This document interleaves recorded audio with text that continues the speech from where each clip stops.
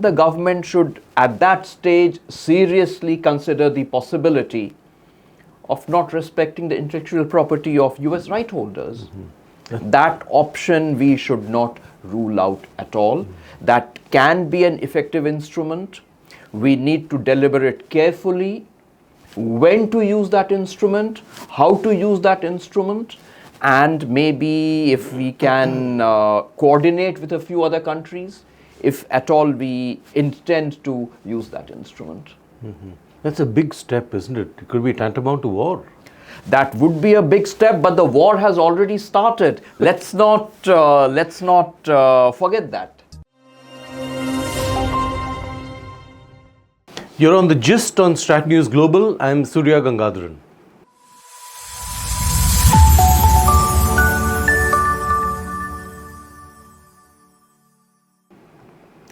My guest on the show is Abhijit Das, former head of the Center for WTO Studies and an international trade expert.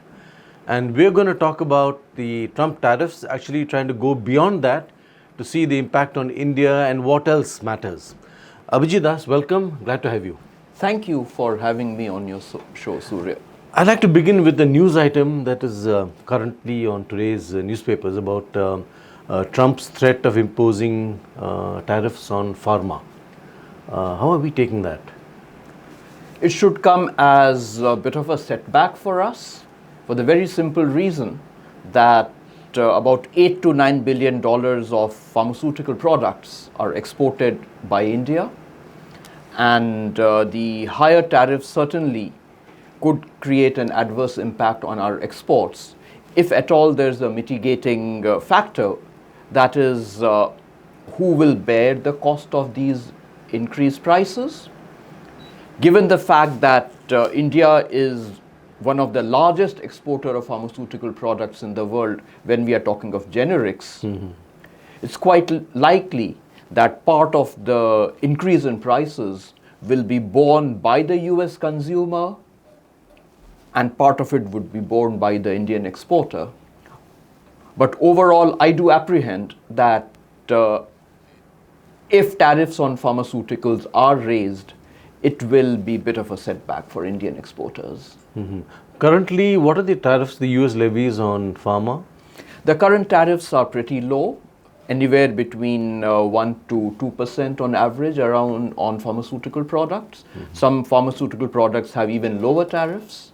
So if we are going to see, let's say, tariffs in the range of 20-25%, and 25% is a figure which can't be ruled out because that is the figure which has been used by the Trump administration for imposing sector level tariffs, then certainly we are looking at a scenario where there could be a substantial escalation in prices of exported products.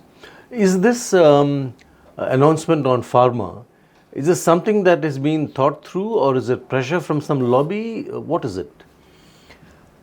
When it comes to decisions of the Trump administration, it is very difficult to figure out what is the rational basis. But the possibility of pressure from lobby groups cannot be entirely ruled out. Had it been part of a well thought out decision, then in the first place, the Trump administration would not have put it in the list of excluded products in the recent announcement on reciprocal tariffs. So clearly there appears to have been second thoughts on excluding pharma. And from where the second thoughts originated, the possibility of it coming from the domestic pharma lobby group cannot be entirely ruled out. And they don't like generics coming in. They of course don't like generics coming in because when generics come in, given the fact that the prices of generics could be 1% or even less compared to the patented products, that reduces the possibility of big pharma continuing to make huge windfall profits in an almost monopolistic market. So what are India's options when it comes to pharma? What do? We have to sit and negotiate with them when we are negotiating the BTA? That, of course, will be one option, that we utilize the opportunity of BTA to explore the possibility of getting rid of the pharma tariffs. In addition, there is also a possibility, if we look at the reciprocal tariffs executive order, there is a possibility of negotiating tariffs downwards.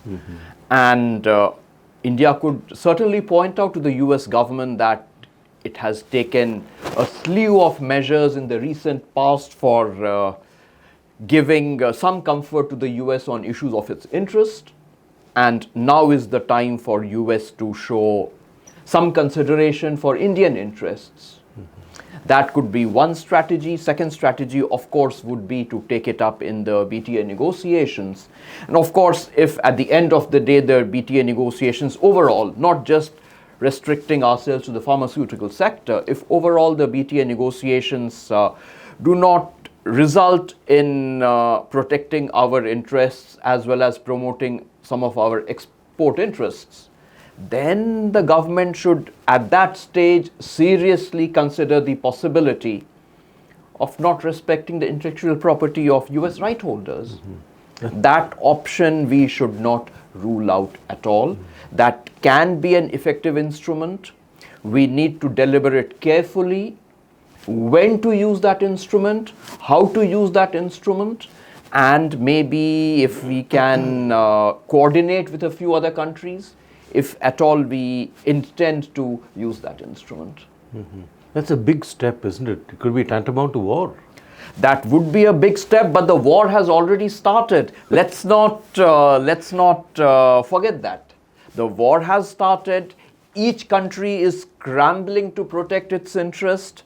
But at the same time, the countries also have to realize that by trying to protect their immediate market access in the United States, they might have to give concessions in terms of lowering their tariffs, changing their laws and regulations to meet the concerns of United States, some of which could have long-term implications. For example, changes which the United States might want in the area of, let's say, intellectual property rights, or in the area of digital economy, or what it might demand in terms of seeking non-discriminatory access in government procurement markets.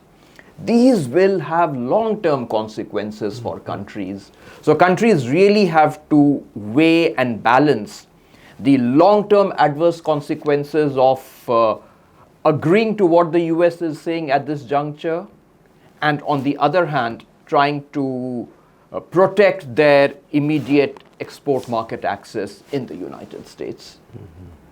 Tell me, Abhijit, digital trade, for instance, it's big and complicated. Is it fully understood how it works in the government? I mean, are they clear about how to negotiate this? Surya, digital trade is a very complex, complicated issue having multiple dimensions. I sincerely hope that the government understands the nuances of what might be at the negotiating table in trade agreements. If we go back a couple of years, we did sign a fairly extensive chapter on digital trade with the UAE. Now, digital trade has a number of facets. Grab for data is one very central objective which the developed countries, particularly the United States, seeks to pursue through trade agreements. How this grab for data will get facilitated through trade agreements is a point which I hope the government understands. And not only that, there are many concepts in the provisions on digital trade in trade agreements where the immediate commercial implications might not be evident to even government officials. Let me stick my neck out and say that. So it's really incumbent on the government to consult the industry, consult technology experts, consult trade experts, to decode, to deconstruct what the various negotiating proposals on digital trade might be, what could be the implications for India, particularly from the long-term perspective of retaining the policy space, not only for regulating in interest of consumers, but also regulating for promoting our own digital sector in the future. So those are some of the issues which government would require to take on board if, as part of the BTA negotiations, we are confronted with demands from the United States on issues around digital trade. Tell me about BTA. You think it's a good idea? At this juncture, when we are buffeted by Trump tariffs, it is a sign of pragmatism that we have engaged in BTA negotiations. The key thing in BTA negotiations will be what is the final outcome, and that's when the utility or lack of utility of the BTA will emerge. If the BTA is confined to US removing the reciprocal tariffs, whereas India is compelled to lower its tariffs for US, India is compelled to make changes in its domestic laws and regulations to meet US concerns in various areas, and the US does not give us new and additional market access by lowering its other tariffs, then government would really have to take a hard look at utility of the BTA. Whereas if the BTA gets rid of the reciprocal tariffs, it also provides us with new and additional market access, particularly in sectors such as textiles and clothing and leather, and we are able to protect some of our interests in agriculture, and it does not involve issues around intellectual property rights and digital economy, then that, to my mind, would be a useful outcome. Having said that, let's not forget, even if we get a good BTA, what will be the continued sanctity of the BTA? Will President Trump uphold his side of the bargain? On that, we really need to make sure that the BTA has provisions whereby if the United States fails to uphold its commitments under the BTA, then India should be legitimately allowed to get out of some of its own commitments. Otherwise, there will be a perpetual uncertainty about the extent to which the US will be able to stick to its BTA commitments. So certainly in the present times, when there is a lack of predictability about the US behavior, we'll have to have sufficient guardrails in the BTA, which will give us more certainty, more predictability, that the outcomes will be respected by the United States. But tell me, Abhijit, they're a $30 trillion economy. We are barely at what, 3 or 4 trillion? I mean, there's a huge asymmetry here, you know. Do we have the strength to negotiate with those guys? I mean, what are our leverages? You're very right, Surya, that given the huge power and economic asymmetry between the two sides, India will be at a disadvantage. We cannot ignore that. And that brings me to a slightly related area. Why does India give primacy to the multilateral trading system? That is an arena where the power asymmetries can be partly mitigated, not fully mitigated, but partly mitigated through coalitions. So India's preference has more or less been to negotiate issues at the multilateral level. But in the present context, we are engaged in a bilateral negotiations. We will be subjected to power asymmetry. But there could be a few cards with us. Number one, as I said, intellectual property rights is an area where if we at any juncture decide not to respect the IP of US right holders, that is something which would end up creating some turbulence in United States. There could be cards with us apart from in areas other than trade that could in a way help us in the BTA negotiations as well, in the context of, let us say, larger geopolitical issues. How we are able to leverage some of those cards will really be crucial in making sure that the BTA negotiations protect and promote our interests. But it's going to be a tough call. This will be a very difficult negotiation, one cannot deny that, but there is one aspect which we should not forget. When it comes to simply trade issues, simply tariff issues on goods trade, then there is not much which the US can export to us. So negotiating tariffs on industrial products, to my mind, may not be very difficult. It will be difficult, but not very difficult. But real complexities, difficulties will arise if we are saddled with non-trade issues such as intellectual property rights and digital trade. That is where it will be really complicated. That is where the possibility of deadlocks will arise. And not to forget agriculture. Agriculture will be another area where US will try to open the Indian market for as many of their products as possible. Rice, wheat, cotton, soybean, corn. Milk. Dairy products, yes. But there, my understanding is that the US interests are primarily in the segment of specialized cheese.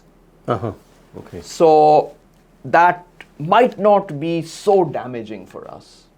But how we are able to do two things: protect our own interest in agriculture, whereas give comfort to the US for their export interests. How we strike this balance will really determine the success or failure of the BTA. Are we being too stiff-necked about things like agriculture? I mean, even Harley-Davidson motorcycles, for instance. How many people will actually buy those bikes? We are not being stiff-necked at all in agriculture. Let's not forget that literally hundreds of millions of Indians derive their livelihood, sustenance from agriculture. The government really has been cognizant of the need to protect the farm interests in trade negotiations. If we look at our various free trade agreements over the past couple of decades, most of the agriculture products have been excluded from the regime of tariff cuts. So that is a clear recognition of the fact that our farmers cannot be exposed to import competition. And that becomes more heightened when it comes to United States for the very simple reason that the farm sector in US is heavily subsidized.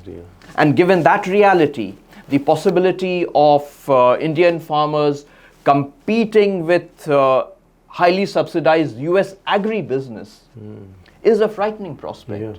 And that is something which really is likely to make sure that our negotiators will fight hard to protect the interests of the Indian farmers.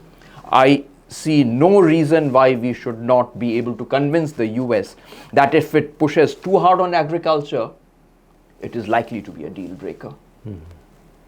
Tell me, something like textiles, for instance, some of the tariffs levied on some other garment exporters is higher than what has been levied on us. Does it give us an advantage? Can we leverage it?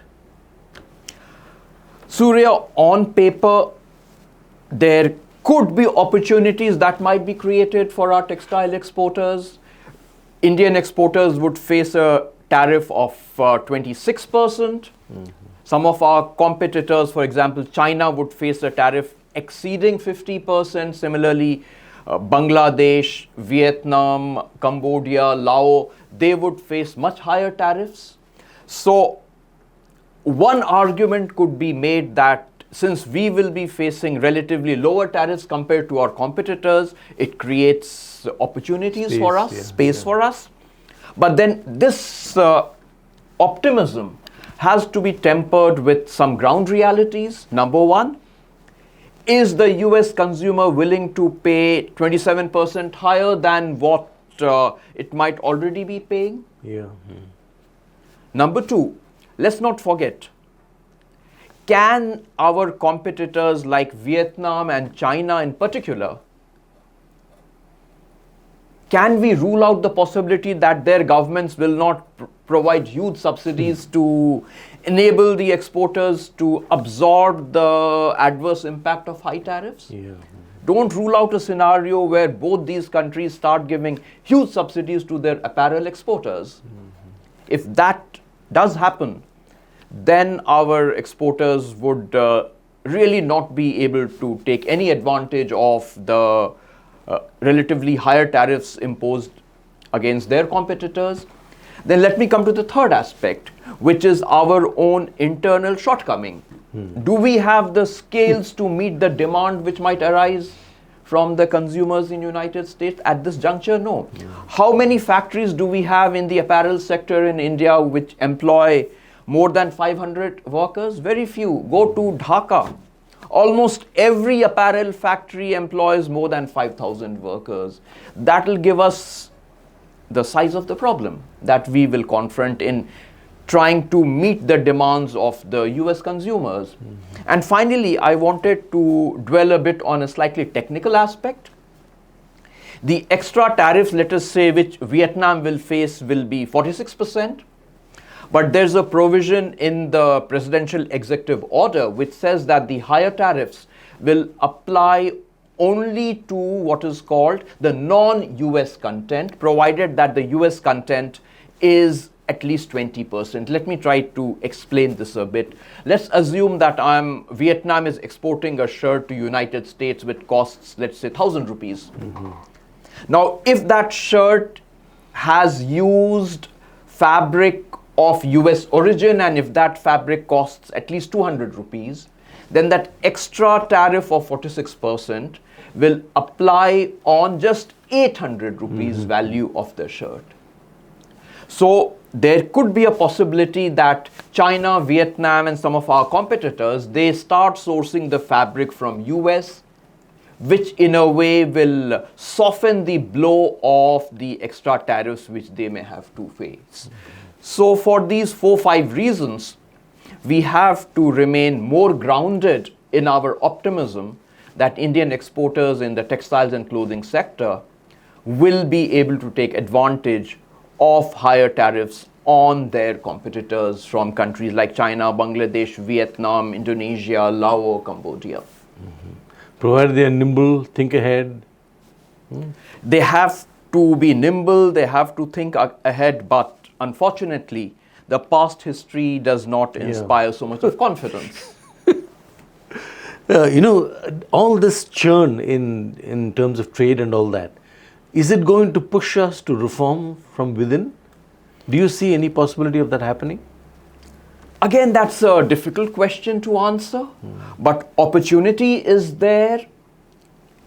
To give an example from the textile and clothing sector, can the government take this opportunity to have a real hard relook at the labor laws, which some of the constraints that exist for scaling up, can some of those constraints be removed? Can the government do a more focused action on improving the infrastructural deficiencies which escalate the cost of production? So opportunity is there, and I'm sure government also realizes this. How quickly we are able to respond to the situation will determine the competitiveness of our exporters, and in turn will determine how we are able to leverage this current crisis for enhancing our price competitiveness and our exports in the future. So last question, you've been in international trade for many, many years. What is your reading of how we are going to get through this? You think we are going to muddle along as we've always done? Or are we going to do something really, Surya, again, a very difficult question. I won't say we've muddled along, but at the same time, I won't also say that we have moved ahead with a very long-term vision. We are somewhere in the middle. We do have some sense of where we want to go in the short and maybe the medium term. But what we need to focus on is where should we be in the long term?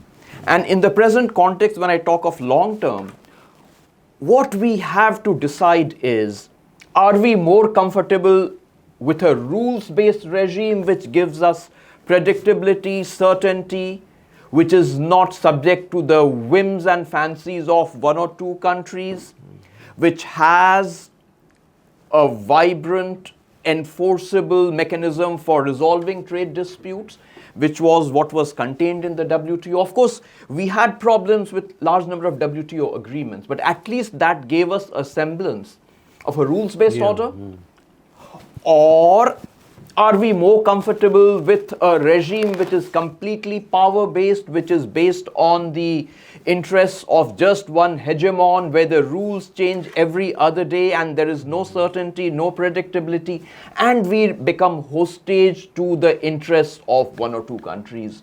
So that is a decision which we have to make for the long term, and that decision cannot be compromised just for retaining our immediate market access in the US. No doubt retaining our market access in the US is important, but equally, and I should say even more important, is the reality of how do we get back to a rules-based system. So once this question is deliberated upon, debated within the government, I'm sure government will, or maybe they have already deliberated upon this question. If they have deliberated upon this question, then they should have a strategy of how to get back to a rules-based system as opposed to what we are witnessing, a power-based regime at this juncture. Abhijit Das, thanks very much. You've painted a rather grim picture of things ahead, but I think it's also very realistic. And probably we'll have to do our sums very, very hard to figure out exactly where we are going. I do hope there's some vision over there to see where it'll be 20, 30 years from now. Thank you, Surya, for having me on your program. It was a delight discussing matters of key importance with you. Thank you again. Thank you very much. That's all we have for you on this edition of The Gist. Do subscribe to our YouTube channel, follow us on social media. Thank you very much. Good day.